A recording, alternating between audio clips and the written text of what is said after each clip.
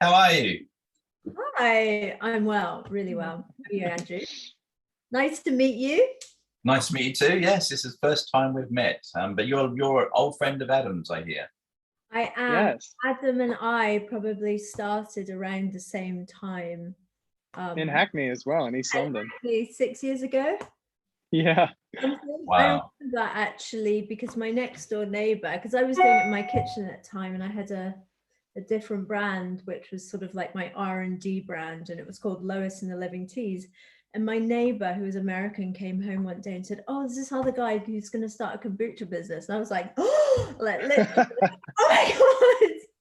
Like, I am the only person in London doing kombucha. And I remember just, and then meeting Adam and just being like, "Oh my god, they're so cool." And so it was funny because then we sort of started talking about how it was, and actually it was just the two of us, wasn't it, back then? Yeah, there was Love Kombucha, there was Go as well, and maybe Equinox, but you didn't really see much of them, at least in East London. That wasn't really available. But I found a photo the other day, I told you when I saw you last week or the week before, of us at Eat 17, and like our old bottles. Ours was like that giant one, and then yours was the smaller clear one with the label, and it was like a berry flavor that you had. I forgot which one. Was it raspberry? Oh yeah, that was my first favorite. I had a raspberry. That was so good. Sweet. I had a raspberry, a ginger, and I had an original hops. Yes. Yeah. To be honest, I just brought out whatever I wanted at the time. Says my cat. Because I don't think we realized then, but we thought we were like doing something, but I was completely under the radar. I didn't have any stockists, and so I would go to my mum's apple orchards or wherever and just pick ingredients and just bring out limited editions and just write them on the label. That was amazing, that artisanal quality to it. Everything was like you hand wrote like the best before date and everything on there, and that was such a nice touch. I remember my boyfriend just like at the time or writing or stamping like 200 bottles. Like we had no free time, but looking back on it, it was really beautiful, and that's when I really sort of started learning about the flavors that sort of trigger fermentation in a positive and negative way. I worked out then that hops were incredibly complicated to work with, and anything with sugar in it, so any very sweet fruits, as you both will have discovered, you're like, oh my goodness, this is a bomb. And that happened quite quickly. Yeah, I mean, honestly, like your kombucha was, I think, probably the first that I tried in the UK other than ours. And I think Andrew tried yours for the first time as well. Is that right? Yeah. Yours was the very first kombucha brand I ever tried. And I was making Jun and loving Jun and hadn't actually heard of kombucha. And then a friend of mine went to a course you did at Folk Cafe. And you introduced her to kombucha, and she came back very excited, sharing kombucha with me. And I was like, aha. And that was, and it all came together. It completed the circle. That's so unusual that you discovered Jun before kombucha, because I still rarely see Jun. I tried it in the States, but where did you first try that? So I keep bees I have bees in my backyard, and I was looking for something, and I always had excess honey. You know, it was kind of like, you keep giving friends honey, go, take it. And they were like, you don't need any more. Like I do with Adam, I bombard him with honey. And I still have some. and we said we needed to do something with honey, and I was looking for a healthy drink, and tried mead, blah blah, and discovered I think it was a Danish business that was doing Jun, so ordered a SCOBY from them, and rest was history. Yeah. I mean, I love Jun. I can't wait to try your drinks. I will send you some. Exciting. We do a hops one as well, which is when you were talking about hops being a difficult ingredient, did you find that?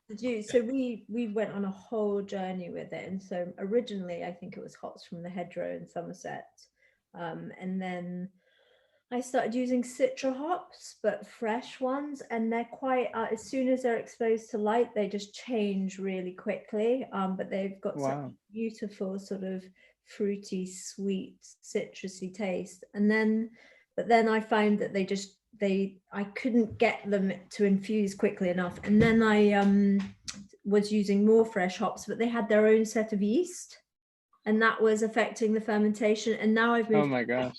Oh my goodness. And now I've moved to extracts, and I use 3 different types, and it's sort of just been a revelation because there's a level of stability, because you just don't want to take any risks.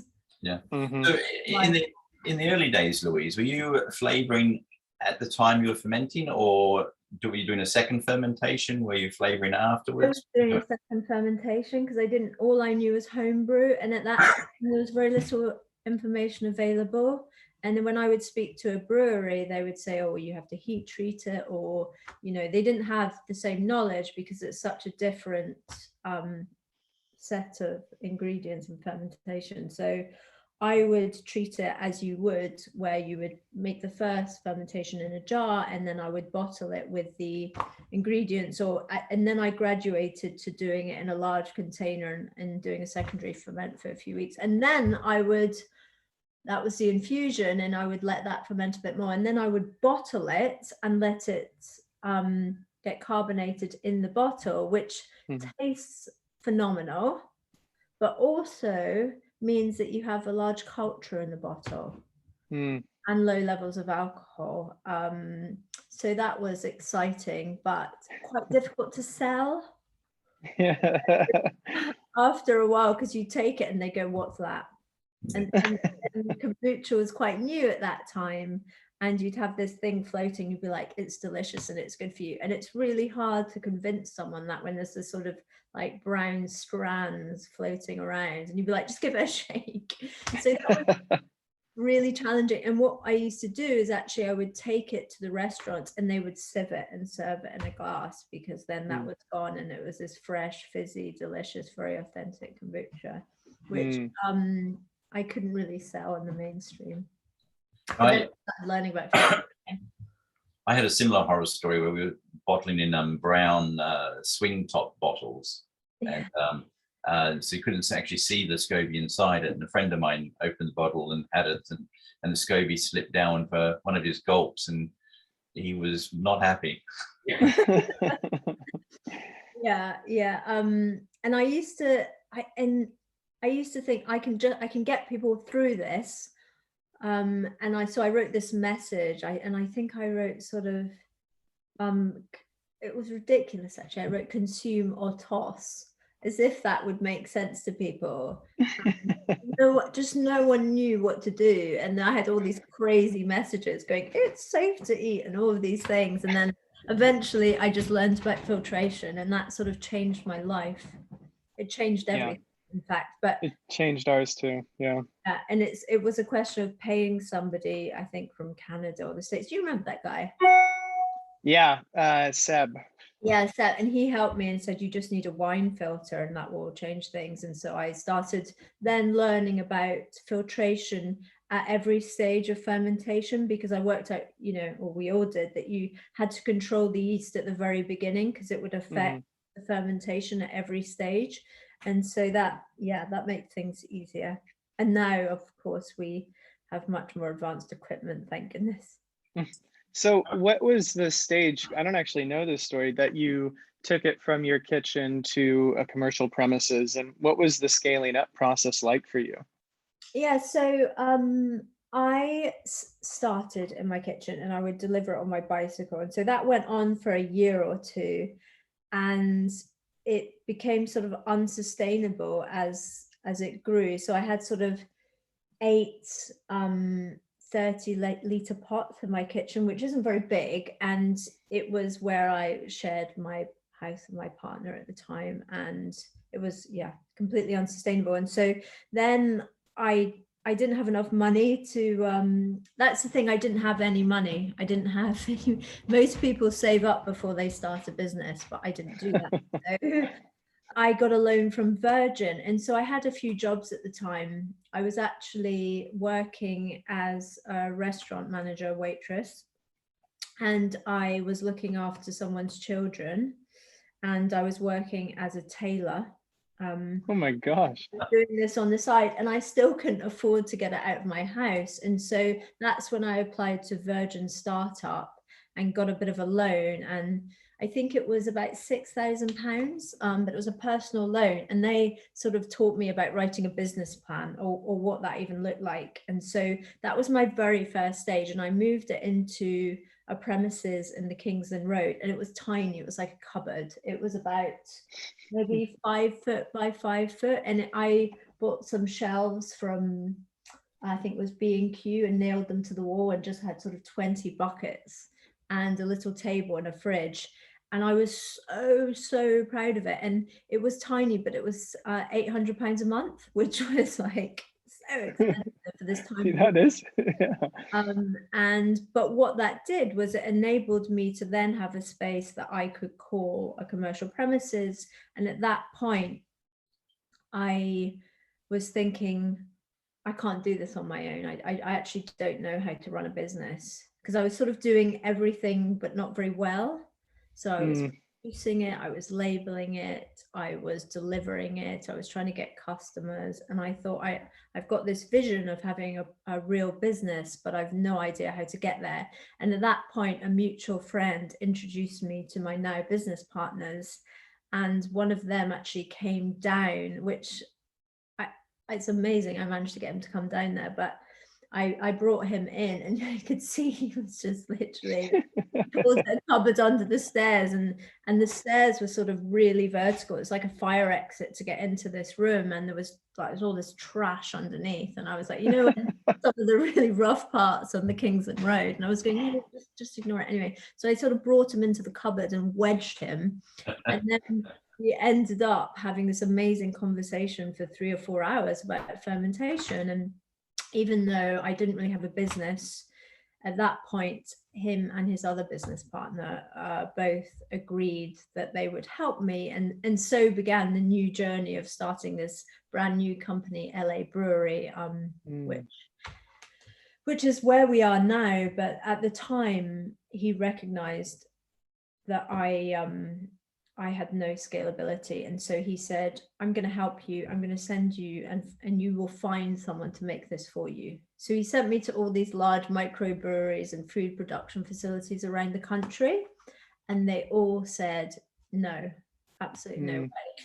Because back then, actually probably quite similar today, nobody knew how to work with bacteria. And beer breweries, in fact, Jarr is very unusual in that sense, that most of the beer breweries said to me, absolutely no way, we're not having those strains of yeast and bacteria near us. Acetobacter, that's one of the biggest pieces of advice I give people who are thinking about starting in a beer brewery, is that Acetobacter can destroy an entire beer ferment. We didn't know that at the time, so thank God. So these breweries all said no to you.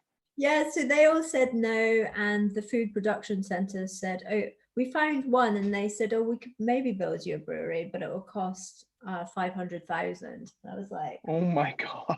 I'm like a complete unknown. I thought nobody's going to give me $500,000. So I was like, okay, great, thank you. So then I went back to my partners, and so one of them is a guy called William Kendall, and he had grown the new Covent Garden Soup Company, and he had a factory with that, and he said, I just can't do that again. Anyway, fast forward a few months, and I said, no one can do it, and we have to build it ourselves. And so he was just like, oh, I can't believe we're in this situation, but we did. Oh my gosh. And then we had to build this. And again, we didn't know, none of us knew how to make kombucha properly at scale. And there was no other breweries that were sharing information at that time. And so we found a site in Suffolk for the same price as my cupboard. Incidentally, it was £800 a month, but it was for 2,000 square foot. So amazing. It tells you how expensive London is. And we just built a fermentation room and put a heater in there. And so we built a brewery for maybe 20, 30,000, which was a stark difference to the 500,000 we were quoted. And so we sort of built a makeshift nano brewery, which is like a test space to see if we could prove this concept would work. And we raised our first tranche of money. And actually what happened was once we built it, we launched in, I think it was June. We sort of did a pre-launch at the London Coffee Festival, where I think we probably met you, you guys again. Yeah. And within 6 months, we were at full capacity because we got our first multiple, which was Leon.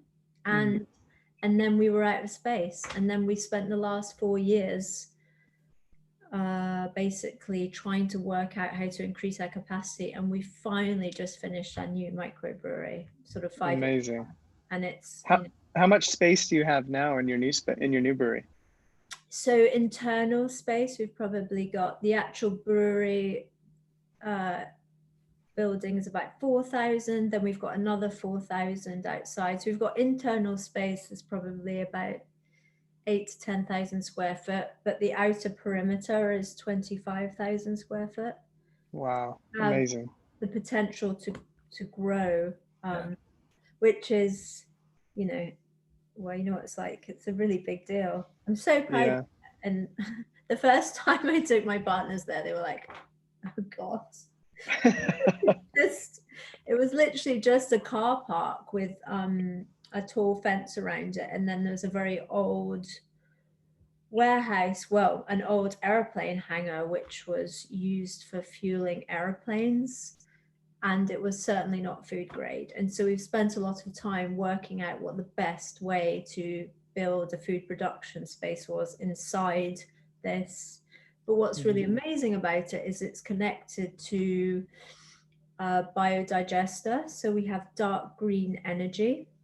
Wow. Which is super cool. I'm really proud of that. And, it's in the middle of this huge, old air base. And we've got loads of space for lorries to come in, so we've got great access. We've got now built great drainage, and anyone who's worked in food production, drainage is everything, as is power, and as is space. So it's like a dream come true. Oh, that sounds amazing. Louise, when did you hire your first employee? Well, not until I started the new company, not until we started LA Brewery. And I think my first employee was, there was 2 actually, and that was in 2017. And I had an assistant called Harriet who used to help me with the shows and setting up our website. And the second one was my first brewery manager, who was a local chef who was quite interested in food. And, we would do everything. I think when we did the pre-launch at the coffee festival, the 2 of us were trying to work out how to carbonate. We were trying to make our first batch of non-explosive kombucha. And we worked out we had to sort of chill it and filter it and all of that stuff. And we needed to do a few things. And so we were working up until midnight that night before the London Coffee Festival. And we had 3 flavors set up, and we hired a master brewer to help us. And what he ended up doing was we had strawberry, we had ginger, and we had lemongrass, and he accidentally pumped the strawberry into the ginger tank. Oh my God. So now I had this I had just one flavor, which was strawberry and ginger, and the lemongrass we couldn't use anymore because all of our tanks were gone. And we had to launch at the coffee festival. And so I literally just lay on the ground. I was so upset. I didn't know what to do. And my business partner said, "Well, does it taste good?" And I was like, "Well, it's pretty phenomenal, actually." And so we called it a show special, and we launched and the coffee festival was just one flavor. It was cool. It was popular. We didn't, but it worked. It worked, and this stuff happens. And so those are my first 2 employees. And so Harriet helped me at the show, and my poor brewery manager had to bottle it with me and then drive it to London in the morning. It's chaos. I think a couple points that you mentioned. When you think about starting a brewery, building it in a space where you can continue growing is super important. That was a problem that we faced, was we couldn't grow in our facility in Hackney Wick. And drainage is super important. Access to vehicles, again, things that we didn't have. We didn't have drainage until we moved to our brewery in Belgium. Until 2020, 5 years of brewing, we didn't have any drainage. We had to use like window washers to like push out all the spilled kombucha Or the out wet the door. You just Yeah. wet vacs and you're just rushing it all out. And I remember just saying to this Adnams Brewery is quite close by, and I was just sort of in despair. And they said, 90% of having a brewery is cleaning. You just clean it all the time. So now our floors, just say if anyone is building brewery, now our floors go down just like this, and we've got this beautiful drain down the middle, and it all just goes in. Oh, so what a dream! What a dream! Dream. An Do you have any drainage in there, Andrew? No. And I literally spend, I would say, 90% of the time cleaning. It's just because we do all our canning ourselves and filling, etc. So we have a little section which is the canning room, and which is basically maybe 1.5 meters depth by about 3 meters wide, and so and there's a table with all the equipment on them, and myself standing going backwards and forwards, and after 3-4 hours canning, that's like a swimming pool. It's just you're wading through water. It's just shocking. So I dream of drainage. Yeah, it is the dream. But also in those days, you're just always sticky. Yeah. Everything is so sticky. I just like, Andrew. I just remember when it was like day and night, like just covered in this constantly. I used to smell like vinegar all the time in the early days. I remember taking the overground through London after work one day and smelling myself, or maybe it was someone who was standing next to me and looked at me funny, and I smelled myself and I was like, oh my God, I smell like pure vinegar. And how many people smell like vinegar? That's just a weird thing to smell like. Yeah, and it's quite pungent vinegar too. No, I had this thing, and it was like, because I had another space as well in Hackney Wick before Suffolk, and I was lucky because I was on my bicycle, because I literally had to sort of soak in a bath every night for hours to get rid of the smell. My poor partner, oh God. Anyway. No, you don't get used to smell, because I don't even notice it now. But when I have friends come around or whatever, and they pop into the fermentation room, they're like, "Oh my God, that's," and I'm like, "What are you talking about?" I don't even notice the smell anymore. Louise, do you guys still bottle yourselves, or do you send that out? No, we do everything. We've always done everything. We're still in that position, which I think for the first few years felt really difficult because it slowed us down. And now it feels like a real positive asset, because we just bought a new bottling line which has got capacity to do 2,500 to 3,000 bottles an hour. And so we've actually got 3 bottling lines. So we've got that one, and then we have a smaller one backup, and then we have a backup to that, because again, if you do your own production, you'll know that the machinery is always breaking down. And so you're constantly just trying to fix it, and you have to have a second, third, fourth. So often people approach me to ask for bottling lines, and I can't sell them because because you have to have all of these in place. But we do everything, and that makes sense for us. And actually, it's quite hard to find someone to do bottling. It is, in the UK especially. God, we tried our hardest to find a partner to bottle for us, and it was either too expensive, or we went and visited them and we saw how they handled other products and we weren't happy with it. And sending kombucha a distance across the country to someone else and expecting them to, put in the same care and attention that you do to your product it's pretty scary, actually. And when you do it yourself, it's super, super hard and frustrating. But at the end of the day, if there is a mistake, you have only yourself to blame, and that level of control is really important with a product like kombucha, I think. It's a noble quest to bottle your own kombucha, I think is the way that I see it. I'd like to bring you're the first female we've spoken to, brewer, on our show. So I think it'd be remiss of us not to ask, has that been a help or a hindrance for you, do you think?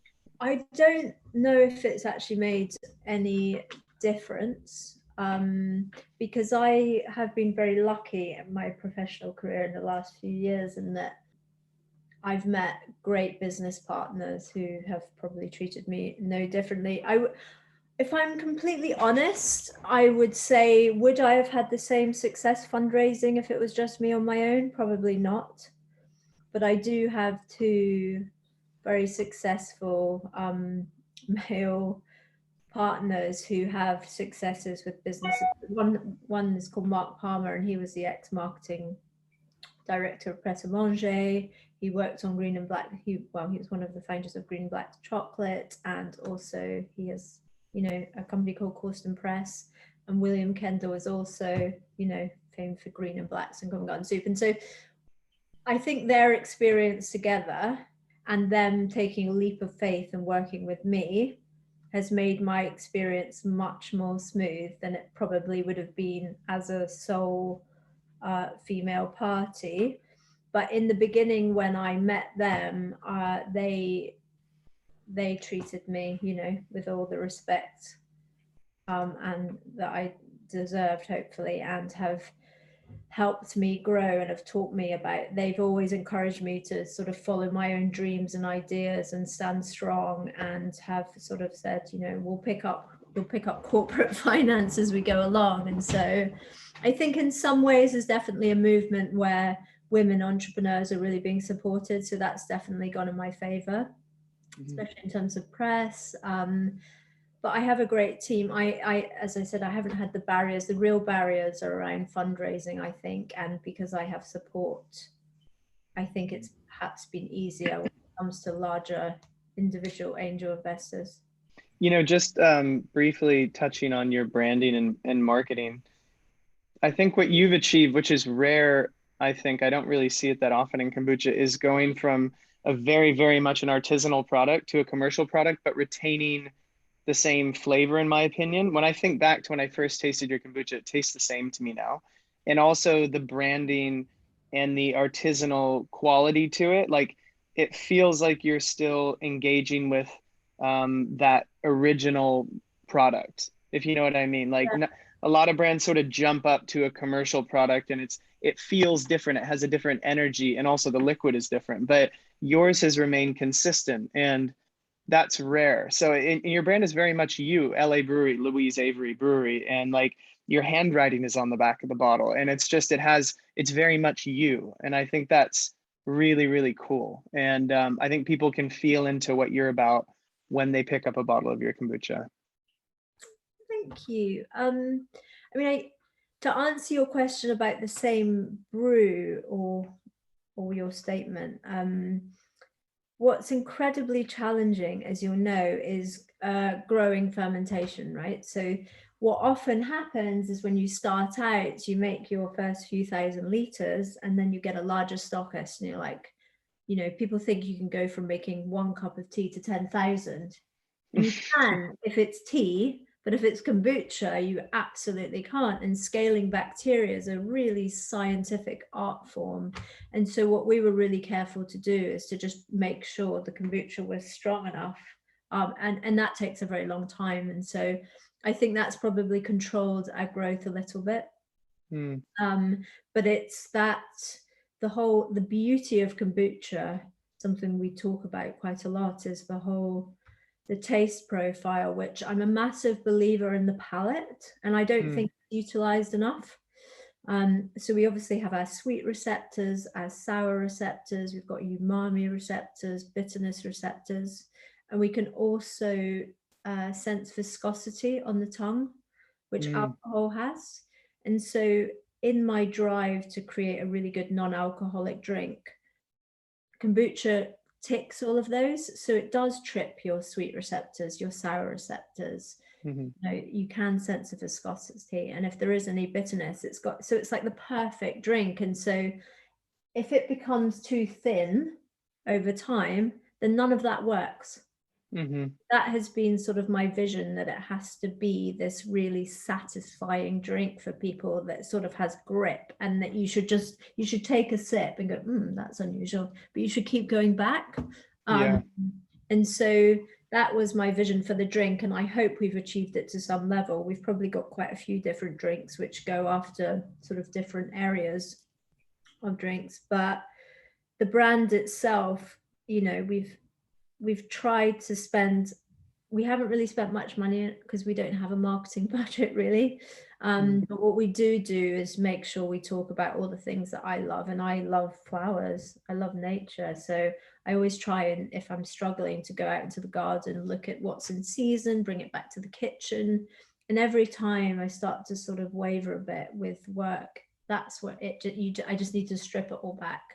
And so we try and do that now through all of our processes, and we try to make sure it's one of our pillars of the business. So we have nature, we have drinks, and we have our own brewery, and these are the stories we tell, that our pillars of content, if you will. So if you think we're doing that, then that's really good to hear. Two things I wanted to comment on, actually. Number one is you had like a clip on your Instagram or something that was, I forgot what it said, but it was like summertime or something, and it had like this music and this like sort of color scheme, and it was in nature, and I was like, whoa, you really captured the essence of like drinking a bottle of your kombucha. Do you know which one I'm referring to? Whatever that was, it was really good. It was in Suffolk, and it was a campaign called Lazy Afternoons, which That's right, yes. launched a sparkling wine product, which is sort of based on an English sparkling wine, but it's infused with rose petals and elderflower. And it's like, we kind of worked out after lockdown that there was this perfect moment, because we were all, you know, couldn't go out, and if we could get out into nature, that sort of moment at 4 or 5 p.m. became golden.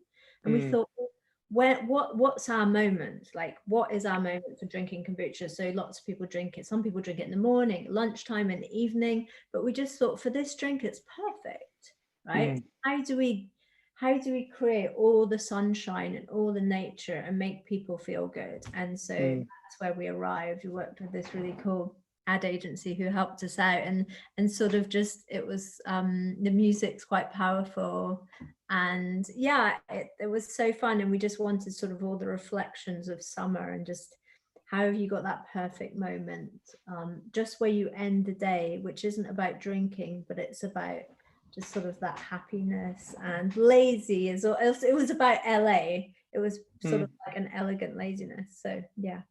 That was really, really nice. I love that. And then the second thing I wanted to comment on was your flavor profile. And like, when I think about it, there's almost like a honey-like quality. And like you mentioned viscosity, and there is such body to your kombucha, in the sense that it like has a lingering sweetness without being too sweet. And it's like this honey aspect to it. And I remember trying your ginger for the very first time, and then now, and it tastes the same. It has that quality to it. There's an unmistakable LA Brewery flavor, which I think is really, really nice. And a lot of that has to do with that viscosity, as you mentioned. And everybody has their own flavor. I mean, it's the beauty of kombucha. Everybody has their own approach, but yours is very much, for me, like a honeysuckle kind of flavor to it, if that makes sense. Oh, I love that. I think that's the tea we use. And so, like we all did, I went through a sort of journey of trying teas, and what I landed on was, it's like 80% white monkey and 20% Assam, and it just had sort of like this rounded, slightly appley flavor, and it was quite warm, and it was very crisp and clean, and it allowed me to sort of layer the other flavors I wanted over it. So it's about having that sort of sweet tart base. And I was, at the time when we were designing it, there were lots of heavier kombuchas, and I just wanted it to be like, how do I make this accessible to people? Because I just want everyone to drink it and like it, and it to be part of their lives. So I need to make it, I wanted mine to be really clean and crisp, and sort of more towards the champagne like drinks, because obviously kombucha, you know, you can make it taste like beer, you can make it taste like cider, you can make it taste like champagne. It's all depending on the, you know, the time that you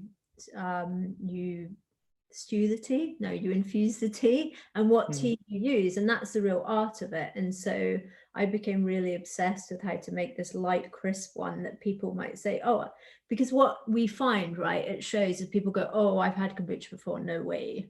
And they'll have tried some sort of quite feisty homebrew in someone's kitchen, and you're like, no, no, no, please, please, please. Try this. And so that's, I wanted them to have that moment and go, oh, actually, this is not what I expected. This is really delicious. And so it kind of went from there. And there are ways of keeping the viscosity, and it's all about that perfect balance between sweet, sour, and, you know, and filtering out some of the yeast so that it's sort of stable, but not taking out all of it, because you need some of that body and some of that umami. And it's like you're playing with so many different elements there. Mhm. I hope that explains Mm. Yeah, I love definitely. the little flavor map you have on your back of your labels as well. Oh yes. What do you mean, the yeast and the bacteria? It was like a spider chart or whatever you call it, where the Oh yeah, we so one of the first words I learned when we started the brand was infographics. Yeah. So these are infographics. I love infographics, and they just wanted to take away some of the mystery around kombucha, because again, 5-6 years ago, it was all like, ooh, kombucha. Yeah. Cool, and I don't want it to be like that. I wanted to take it as far away from sort of those quite hippie roots, and so although it is that, I wanted it to be something slightly different. And one of the things that whiskey breweries do is they try to create charts to explain the process. So I wanted to do something similar that just said, okay, the fermentation process takes this amount of time, and what happens during that is the sugar goes down and the cultures go up. And so, because there's a lot of fear around sugar, and you say the sugar's not for you, it's for the culture. So that's how that arrived, was just trying to explain to people what was going on in the fermentation process in the bottle. And I think sometimes we've achieved that. I think lots of people don't look at it, so it's great when we do. we've got a few minutes left, and I know recently you had a very successful crowdfunding investment round, and I myself, I'd love to hear more about it. So I was wondering if you could share, part of that journey in regards to raising those funds. Yes, I'd be delighted.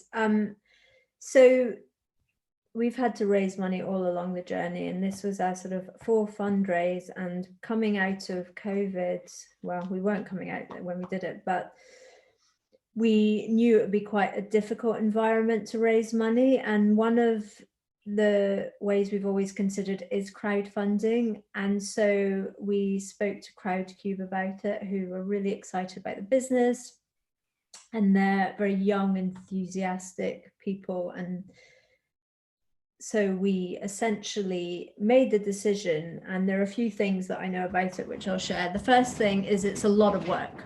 You should be under no disillusions that it'll be easy. It's a very fun but long process. When you crowdfund, if you are going to raise a certain amount of money, you need to come with that. So for example, we wanted to raise 500,000 at the minimum, and so we came to Crowdcube with that investment sort of practically lined up. So the whole thing about crowdfunding is that you essentially are creating the desire to invest. So crowdfunders normally, they want to create a fear of missing out. So when people come, they see a business and they see that it's being funded, and that encourages people to come in and place their money. And so we had a very successful funding round, but we were putting in money through private investment, and then the public came in too. And so what ended up is that we actually got 1.3 million in the end, which was partly ours and partly crowdfunding. And the really wonderful thing about it was we got 800 new people who we hadn't met, who are now ambassadors of LA Brewery. So I think the bigger point of crowdfunding is to,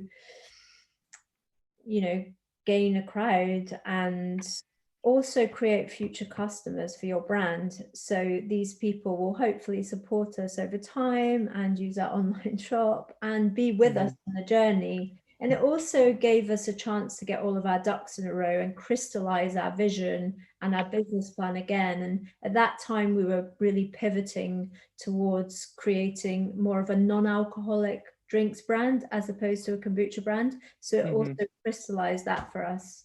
But you know, there are many aspects to it. So when you do it, you should be prepared for a lot of questions. You should ask your whole network what they would want to know, because you need to be online almost 24/7 answering quite rigorous business questions. And so we did that.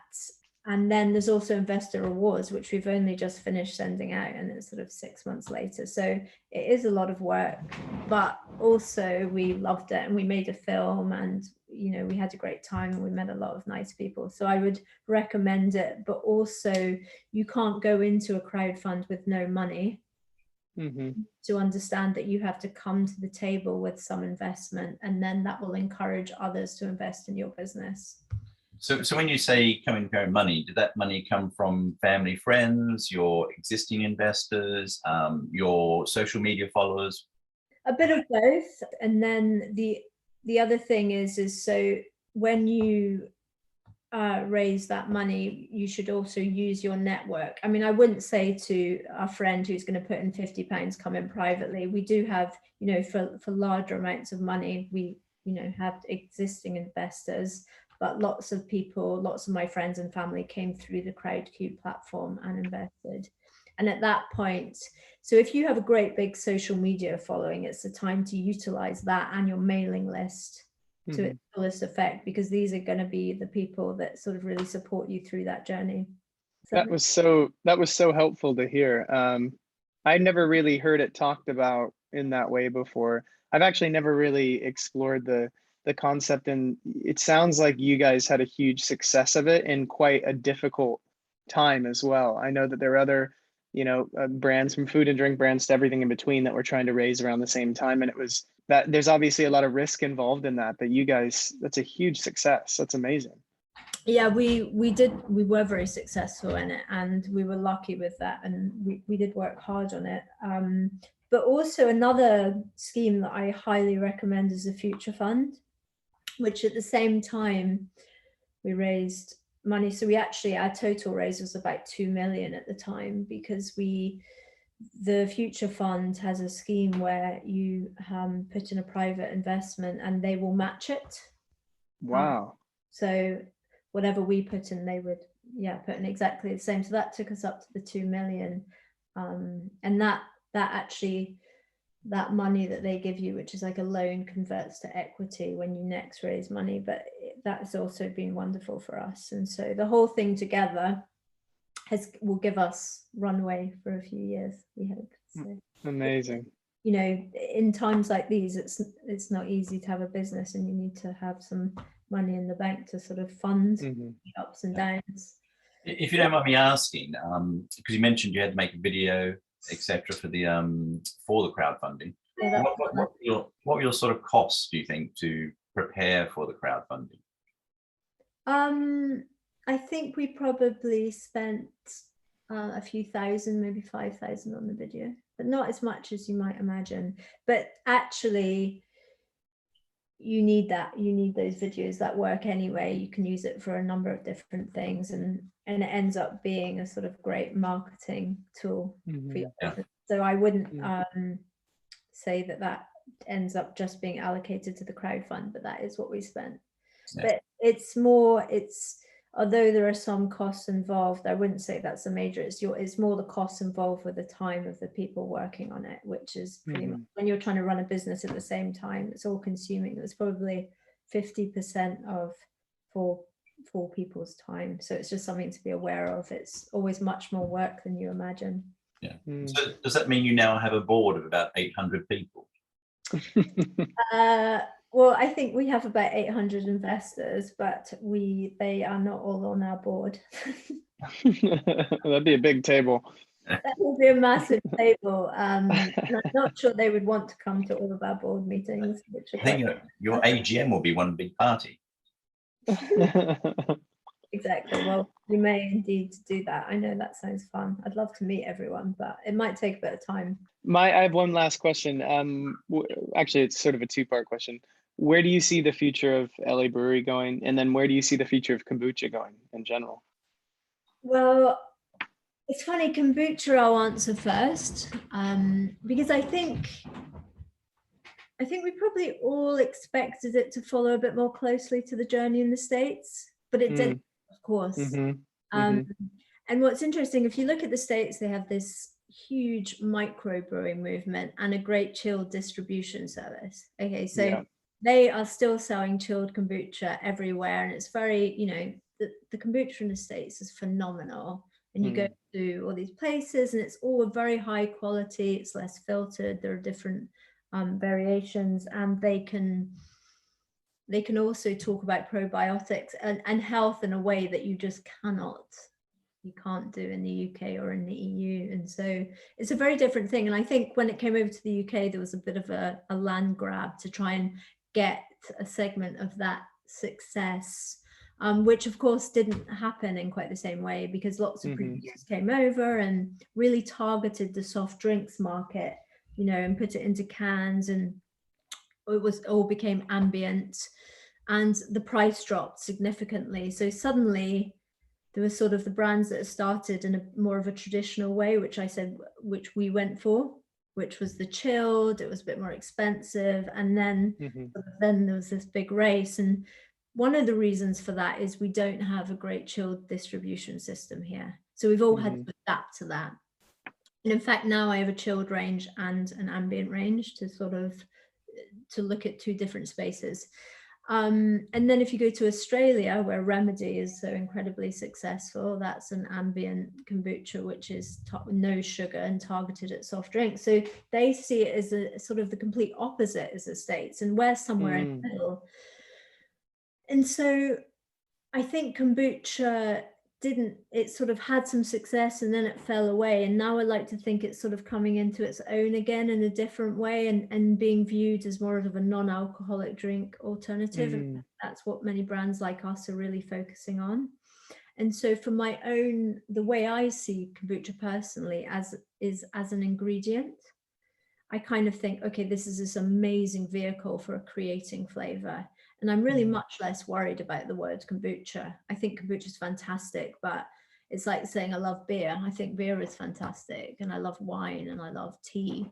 So I kind of think I can make, and what I'm trying to do right now is I've tried to make one which is not a million miles away from an IPA, and it uses lots of different hops. And I've got one that's designed to be more like a champagne product, and then I've got a very traditional range. And so I think personally, I'd like to take it into different areas of drinks. So whether that's creating something like a shrub, or creating, you know, like a bottle conditioned champagne, or so that people understand how to consume it. And so I see LA Brewery as sort of just a general drinks brand, a non-alcoholic drinks brand, but a more diverse drinks brand, which kombucha happens to be at the heart of. But it doesn't define it, because kombucha has a different definition in many places. So I would like it to be the thread that connects all, but not the definition of the brand, if that makes sense. Yeah. Well, beautifully said. Yeah. But you didn't mention hard kombucha at all. What are your thoughts in regards to that direction? Because that's obviously something that's become quite big in America in the last few years. Yeah, so going back to the point, what works in America doesn't always work here. That's not to say it won't, but I think it might be quite early for that, because I think there's still a lot of work and education around kombucha to be done. Yeah. We'll probably find the same with Jun. So I think it's got potential, but it's not a space that I'm rushing towards. I think we're only just still defining ourselves as a non-alcoholic brewery. But I think that the low alcohol space is incredibly exciting. I think around 2 or 3% is amazing. So if this hard kombucha can play a role in that, I think that will be great for all of us. I'd love to start experimenting there, but I'm not sure if we're quite there yet. Yeah, on that front, my sister came to visit last week, and she was saying, when are you guys going to make a hard kombucha? And I was like, first of all, that's a really aggressive name for it. It's like Mike's Hard. I don't know if you went to the States ever and tried Mike's Hard Lemonade. I remember it was like the first like non-beer alcoholic drink targeted at men, Mike's Hard Lemonade. And I was, hard kombucha just sounds really aggressive. My sister was like, in California, everyone drinks hard kombucha. That's the drink of choice. It's like seltzer is moved on and people buy hard kombucha. And they buy these giant cans that are like 500 or 650 mils, and they're 7% alcohol. I'm like, that is unbelievable. People are just at a party drinking, 7% cans of kombucha one after the other. I was like, I just don't see that here. It wouldn't be in the same way.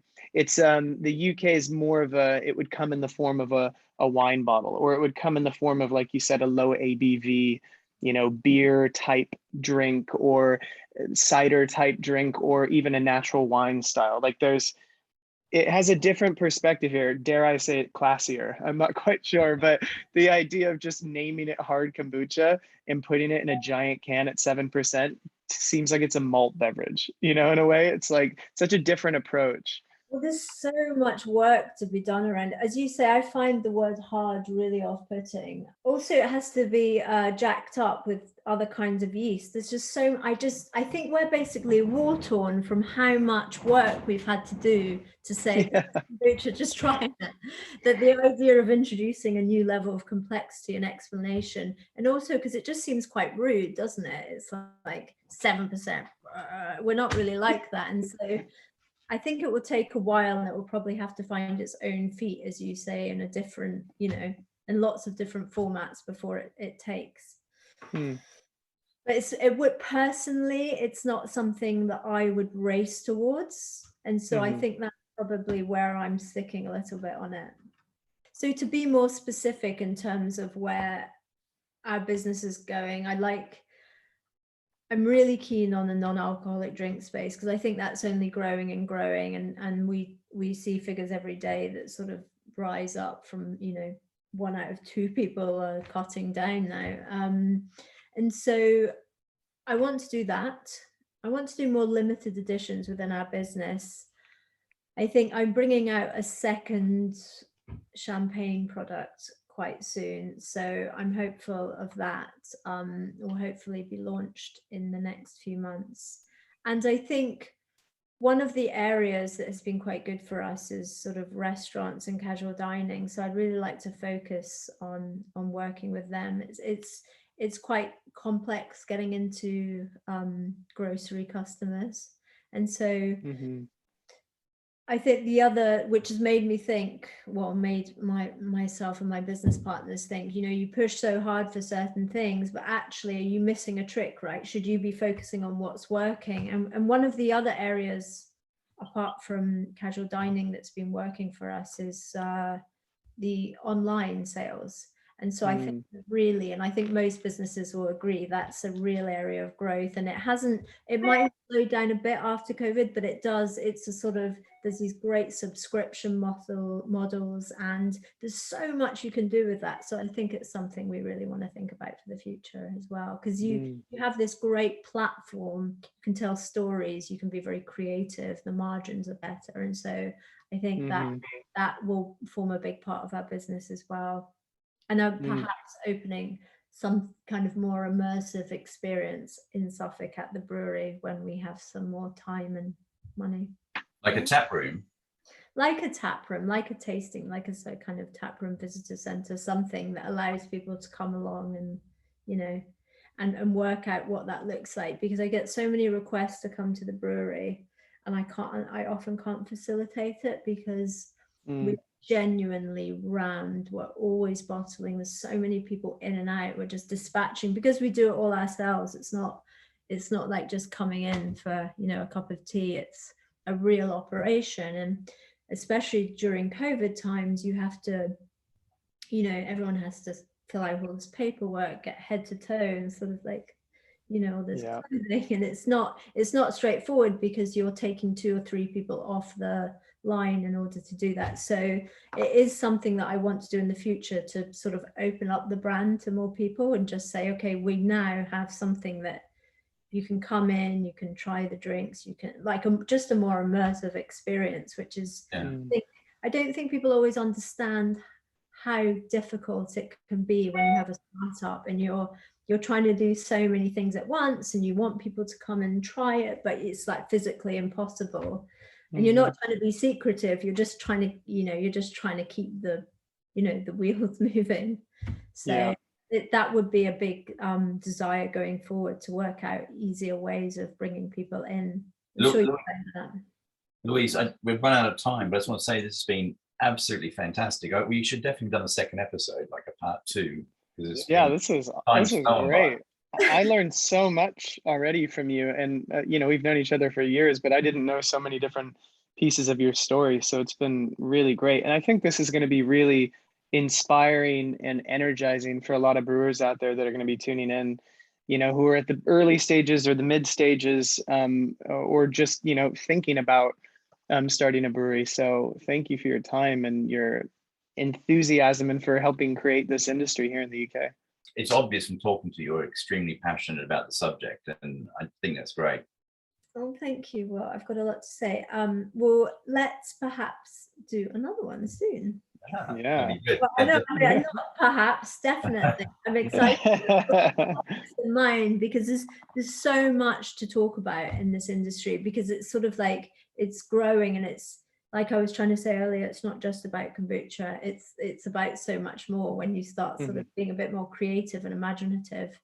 Yeah, we could definitely, and we could go into more of the I guess more of the technical side. So, like, a question I meant to ask you but forgot was, what was your greatest disaster in the early days? Oh, well, I actually did touch on that when my master brewer pumped. Oh, right, yes. I feel like, thank you so much, Louise, for joining us today. This was super fun and super informative and energizing. And we would love to do another one with you. I feel like we touched the surface and there's a lot more to discuss. I would love that. There's so many things that we can go into. So let's book it in really soon.